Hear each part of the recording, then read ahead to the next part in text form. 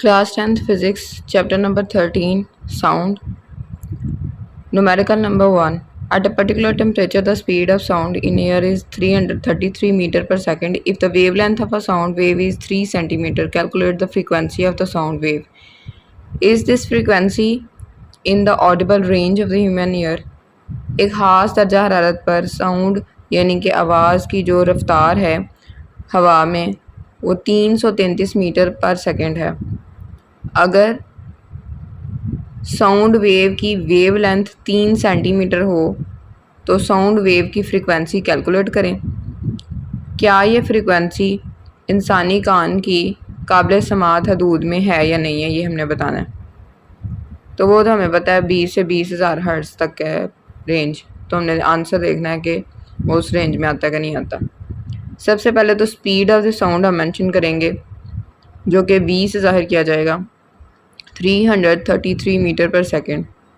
Metre पर second को m/s भी लिख सकते हैं, यानी कि बटे की सूरत में भी लिख सकते हैं, और अगर साथ लिखना हो तो ms लिख के और ऊपर -1 लिखते हैं पावर में। वेवलेंथ कितनी उन्होंने बताई हुई है, लैम्डा जो है वो 3 सेंटीमीटर है, तो ये मीटर में होनी चाहिए, इसलिए सेंटीमीटर से मीटर बनाएंगे। 3 को डिवाइड करेंगे 100 से तो आंसर आएगा 0.03 मीटर। फ्रीक्वेंसी हमने कैलकुलेट करनी है, तो फ्रीक्वेंसी के लिए फॉर्मूला वही चलेगा, velocity is equal to F lambda. इसमें एफ़ को एक तरफ रहने दें और लैम्डा को दूसरी तरफ ले जाकर वी से डिवाइड कर दें, तो फार्मूला बन जाएगा F is equal to V by lambda. तो वेलोसिटी की वैल्यू है 333 और लैम्डा की वैल्यू 0.03, डिवाइड कर दें तो आंसर आ जाएगा 11,100 हर्ट्ज़। तो 20 से 20,000 के दरमियान ही है ना ये रेंज, तो इंसान सुन सकता है इसको। इसका मतलब है कि ये ऑडिबल रेंज में फॉल करती है। यस। उसके बाद सेकंड वाला न्यूमेरिकल है, a clock Chimes 48 times in 1 minute. Chimes का मतलब होता है कि वो आवाज़ आती है ना घड़ी की, उसको कहते हैं चाइम्स। तो एक क्लॉक जो है 1 मिनट में 48 मरतबा आवाज़ देता है। Calculate the frequency and period of the Chimes. हमने फ्रीक्वेंसी और पीरियड, टाइम पीरियड कैलकुलेट करना। सबसे पहले नंबर ऑफ़ चाइम्स n से ज़ाहिर करेंगे, वो है 48, और टाइम दिया हुआ है 1 मिनट। टाइम का स्टैंडर्ड यूनिट सेकंड है, तो 1 मिनट में कितने सेकंड होते हैं 60, तो उसमें कन्वर्ट कर लेंगे इसको। फ्रीक्वेंसी हमने कैलकुलेट करनी है, उसका फॉर्मूला होता है n/t। तो n हमारे पास 48 और t हमारे पास 60 है, डिवाइड करेंगे तो 0.8 हर्ट्ज़ फ्रीक्वेंसी आ जाएगी। टाइम पीरियड के लिए जो सिंबल होता है वो कैपिटल T होता है, फार्मूला होता है 1/f। तो 1 लिखेंगे डिवाइडेड बाय फ्रीक्वेंसी की वैल्यू 0.8, तो आंसर आएगा 1.25 सेकेंड्स। तो हमने फ्रीक्वेंसी भी कैलकुलेट कर ली और टाइम पीरियड भी कैलकुलेट कर ली। थर्ड वाला क्वेश्चन है, a car horn emits a sound with a wavelength of 0.5 meters. If the speed of sound in air is 340 meter per second, calculate the frequency of the sound produced by the car's horn. एक car का जो horn है उसकी आवाज़ जो निकलती है उस आवाज़ की वेवलेंथ है 0.5 मीटर्स। तो इट मीन्स कि उन्होंने आपको लैम्डा दिया हुआ। If the speed of sound in the air is 340 meter per second, अगर हवा में आवाज़ की रफ्तार 340 मीटर पर सेकंड हो तो फ्रीक्वेंसी कैलकुलेट करनी है। स्पीड यानी कि v दिया हुआ है उन्होंने 340 मीटर पर सेकंड, और f उन्होंने कहा है कि कैलकुलेट करें। तो फार्मूला हमारे पास वही है, v is equal to F lambda. f को एक तरफ रखें तो लैम्डा दूसरी तरफ जाके डिवाइड हो जाएगा, तो v बाई लैम्डा 340 बाई 0.5 करेंगे तो 680 हर्ट्ज़ आंसर आ जाएगा। फ्रीक्वेंसी जो कि हर्ट्ज़ में होती है तो इसलिए उसके साथ वही यूनिट मेंशन होगा।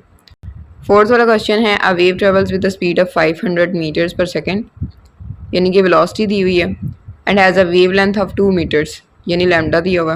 Calculate the time period of the wave, यानी कि कैपिटल T फाइंड करना है आपने। तो हमारे पास गिवन डाटा जो है उसको हम टाइम पीरियड के लिए किस तरह से यूज़ करेंगे कि लैम्डा बाई वी करेंगे। टाइम पीरियड के लिए हमने फ्रीक्वेंसी का उलट फार्मूला यूज़ करना है। पिछले क्वेश्चन में आपने v बाई लैम्डा किया था ना फ्रीक्वेंसी के लिए, तो टाइम पीरियड के लिए लैम्डा बाई v करना पड़ेगा। तो 2/500 करेंगे तो 0.004 सेकेंड्स आएगा। फिफ्थ वाला क्वेश्चन है, a research boat sends a sound wave straight to the sea bed and receives the echo 2 seconds later. The speed of sound sea water is 1600 meter per second. Find the depth of the sea at this position. एक research board समंदर की तह में एक sound wave को भेजती है।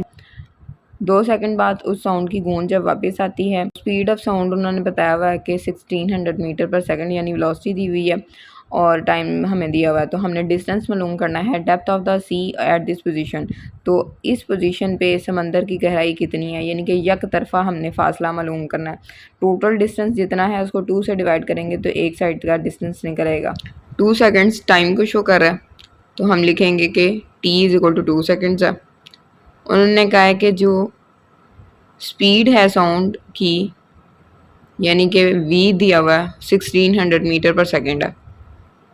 तो हम speed of sound in sea water is equal to v is equal to 1600 meter per second लिख लेंगे। डेप्थ ऑफ द सी हमने मालूम करनी है। पहले हमने टोटल डिस्टेंस निकालना है, यानी कि पहले तो साउंड नीचे जाएगी समंदर तक और फिर वहाँ से टकरा के वापस आएगी, तो टोटल डिस्टेंस पहले निकालना है। उसके लिए फॉर्मूला होगा d is equal to V into T. तो v आपके पास क्या है 1600 और t क्या है 2, तो टोटल आ जाएगा 3200 मीटर। ये टोटल डिस्टेंस है। और जो एक तरफ का डिस्टेंस आपको चाहिए तो उसके लिए इस टोटल डिस्टेंस को 2 पे डिवाइड करेंगे तो एक तरफ का डिस्टेंस आ जाएगा। डेप्थ का मतलब है कि एक तरफ का जो डिस्टेंस है वन वे वो आपको चाहिए। तो d/2 करेंगे, 3200 पर 2 करेंगे तो 1600 मीटर्स आंसर आ जाएगा। मिसाल के तौर पे आप यहाँ से मुरीद से लाहौर जाते हैं तो और वहाँ से वापस आते हैं और टोटल डिस्टेंस आपका हो जाता है लेट्स सपोज के 14 किलोमीटर। और अगर आपने सिर्फ जाने जाने का डिस्टेंस निकालना है तो आप 2 पे डिवाइड करेंगे तो आंसर आ जाएगा 7।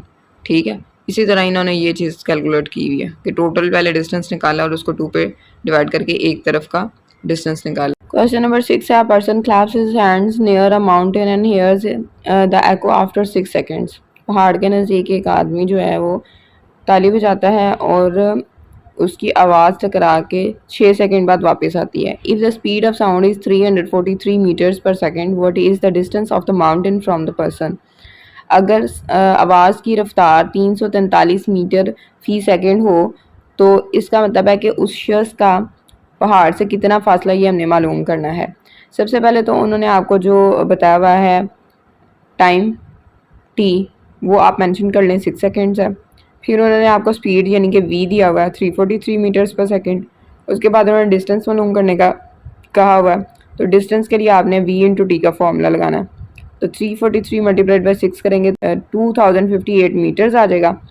अब अगर हमने एक तरफ का डिस्टेंस चेक करना है तो इसका मतलब ये है कि हम टोटल डिस्टेंस को 2 से डिवाइड कर देंगे तो d/2 हो जाएगा। तो एक तरफ डिस्टेंस निकल आएगा 2058 और 2 से डिवाइड करेंगे 1029 मीटर्स आंसर आ जाएगा।